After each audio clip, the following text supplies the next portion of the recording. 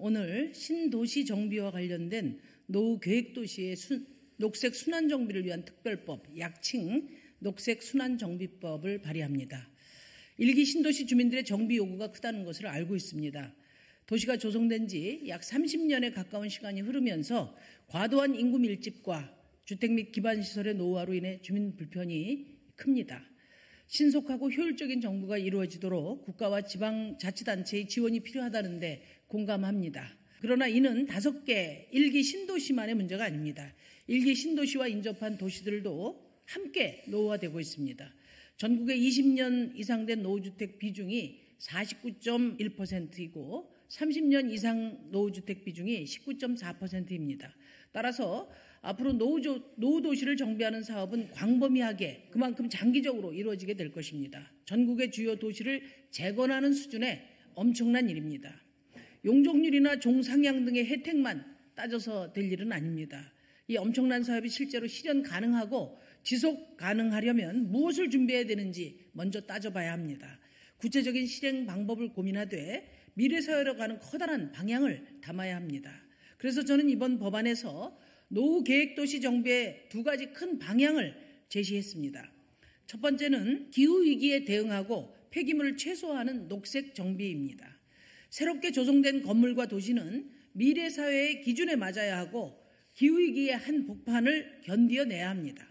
향후 30년 아니 100년을 전망하는 건축물들은 기후위기에 대응할 수 있어야 지속 가능할 것입니다.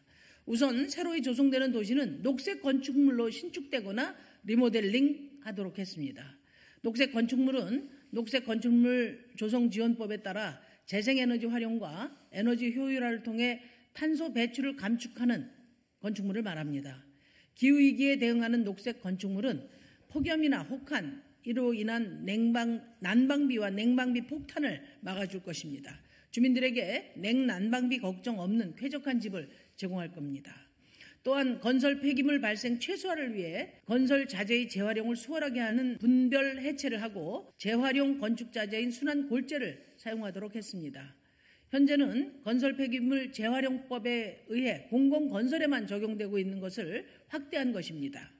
경기도청에 의하면 일기 신도시 정비 과정에서 발생할 것으로 예상되는 건설 폐기물이 5,600만 톤입니다. 그런데 2025년에는 수도권 매립지 건설 폐기물 반입이 중단되고 전국의 민간 매립지도 사용기간이 5년밖에 남지 않았습니다. 건설 폐기물을 최소화하는 방식으로 정비가 이루어져야 할 것입니다. 두 번째는 이준안을 최소화하기 위해 순환주택 마련을 의무화하고 권역 내 도시들이 협력하는 순환정비입니다. 일기 신도시를 처음 조성할 때는 그 땅이 논밭이었습니다. 그러나 지금은 30만 가구가 살고 있습니다. 30만 이상의 이주민이 발생에 대한 대책이 필요합니다. 먼저 정비구역 내외에 이주민을 위한 순환주택을 마련하고 순차적으로 정비하는 순환정비 방식을 따르도록 했습니다.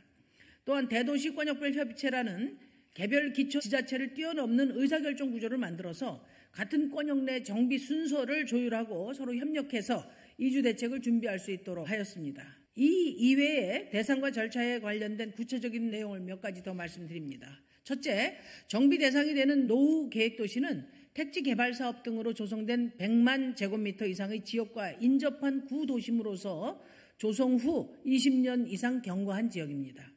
둘째, 정비 절차로는 먼저 국토교통부가 녹색 순환 정비의 원칙을 담아 기본 방침을 수립하고 이를 국무총리 산하 총괄위원회에서 심의합니다.